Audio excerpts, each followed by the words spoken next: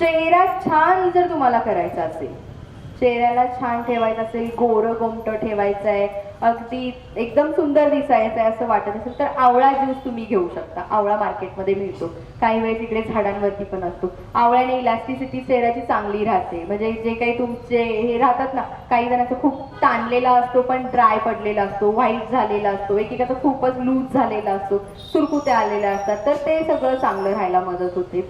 शिवाय एकदम टवटवीतपणा यायला लागतो. जर तुम्हाला इथे ब्लश लावल्यासारखं पाहिजे असेल, ब्लश वापरतो माहितीये ना, गुलाबी गुलाबी करावंसं वाटतं आपल्याला, जर तसं करायचं असेल तर तुम्हाला गुलाबाची पानं घ्यायची, शुद्ध खोबरेल तेलामध्ये टाकून ती उकळवायची. गुलाबाची पानं घ्या किंवा जास्वंदाची पानं सुद्धा चालतात. शुद्ध खोबरेल तेलामध्ये उकळवायचंय आणि झोपताना चेहऱ्याला मसाज करायचा. छानसा चेहरा पिंकिश पिंकिश व्हायला लागतो.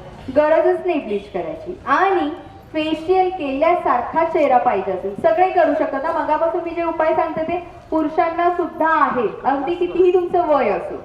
जर फेशियल केल्यासारखा चेहरा हवा असेल तर केळीची साल घ्यायची, केळीची साल घ्या, त्याच्यामध्ये थोडासा तुरटीचा खडा टाकायचा आहे, थोडासा सोडा आणि लिंबू पिळायचा.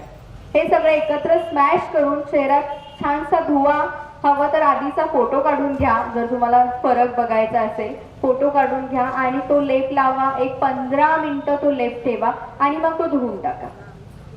बघा, चेहऱ्यावर जर डाग असतात ना, तुम्ही आठवड्यातून 2 वेळा हा उपाय सतत करत राहिला तर ते डाग सुद्धा, वांगाचे डाग सुद्धा जायला मदत होते आणि छान फेशियल केल्यासारखा चेहरा टवटवीत व्हायला लागतो.